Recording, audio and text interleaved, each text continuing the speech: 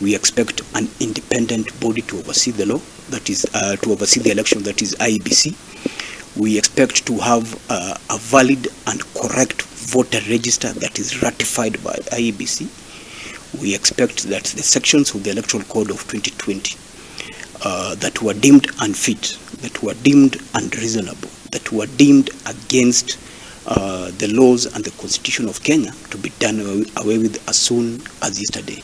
And we are calling upon FIFA, we are calling upon CAF, we are calling upon the Ministry of Sports through the Cabinet Secretary, Honorable Babu Namwamba, through the Principal Secretary, Honorable Tum. We are calling upon the Office of the Sports Registrar. We are calling upon the Office of the DCI. We are calling upon the Office of the Ethics and Anti-Corruption Commission to take note of those illegalities that had been highlighted by the SDT on the Electoral Code of 2020, and to ensure that those individuals who are aiding and abetting those illegalities, that action is taken against them. Thank you. We want to ask the Kenya Football Federation and especially the refereeing department that let us create a conducive environment for our referees so that they can perform.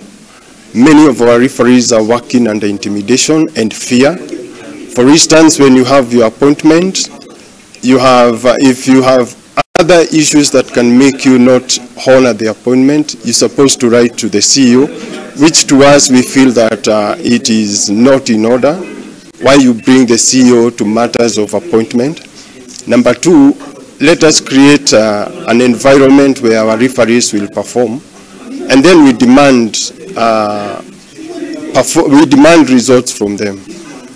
Number three, let us think of emulating our referees by paying them on time. Last year, the last Mozart, it was a very big shame for our nation and our referees, because our referees were paid 1,000 shillings after officiating in those days, which is below the expectation of our referees. So what do you expect when these referees are called to go and officiate the Mozart Cup?